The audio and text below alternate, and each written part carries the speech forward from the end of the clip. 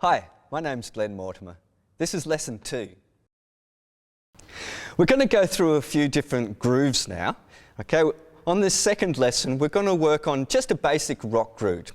Okay, so something within the drum is going to have to keep the time, and one of those things that's very obvious is the hi-hat, and just playing the hi-hat here is going to keep the time, and that's where we're going to start. We're going to build everything onto the hi-hat.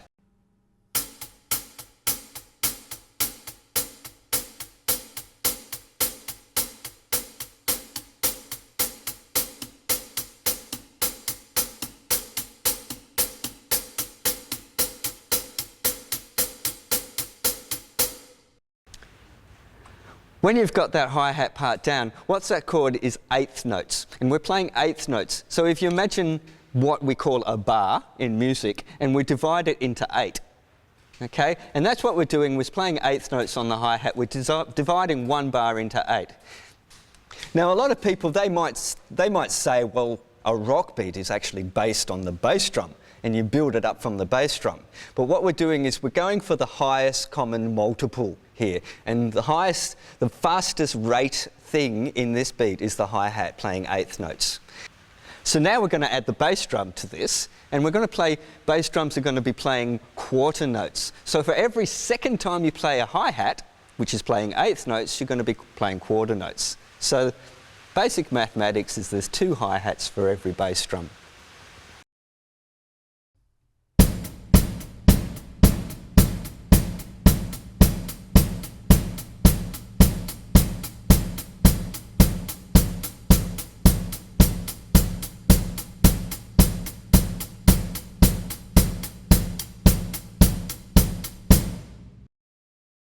What we're going to do now is we're going to add the snare drum as a backbeat, and if we divide the bar, we're talking about eighth notes and quarter notes before, if we divide it into 4, okay, so we've got 4 beats in a bar, and we're going to play the snare drum on the 2nd and the 4th beat.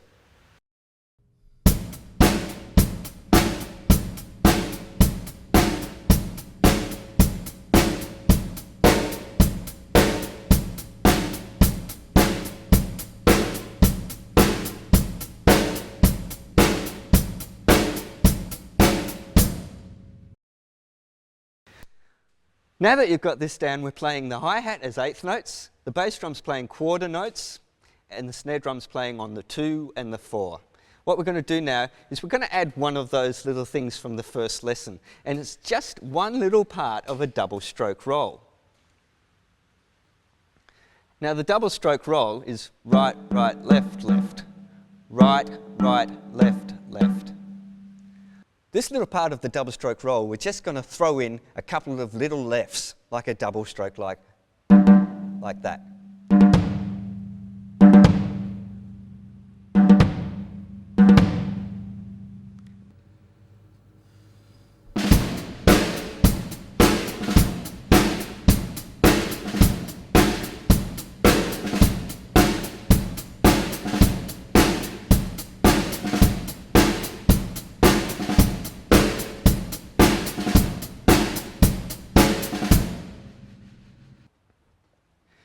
Now we're going to open and close the hi-hat.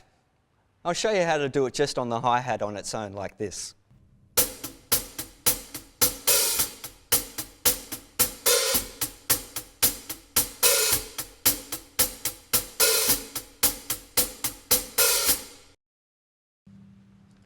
Now where we had that little double stroke roll, we can sometimes put in it on another snare drum. If you've got a second snare drum, if you haven't, rush out and get one. If you want to put in it on the second snare drum, you're going to have to move your arm over. Be careful of the hi-hat as you move it over.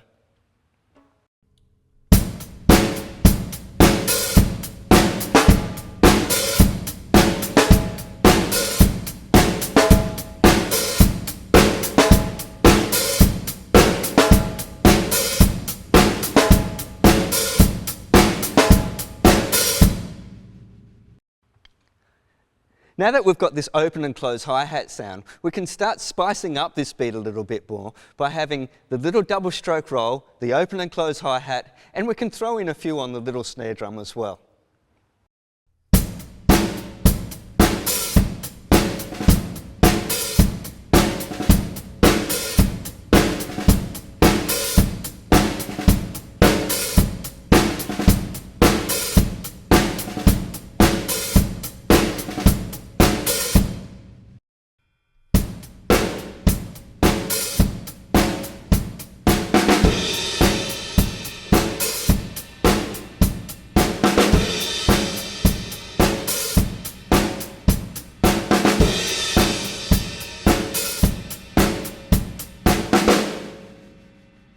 As you can see, by doing these simple little things to the beat, you make it a lot more interesting. And you put a little bit more of the groove factor into it as well. By adding a little bit of more groove and taste to the beat, you can start to play around. You can move the different parts that we've done just around the drums and around the toms, like I'm doing at the end here.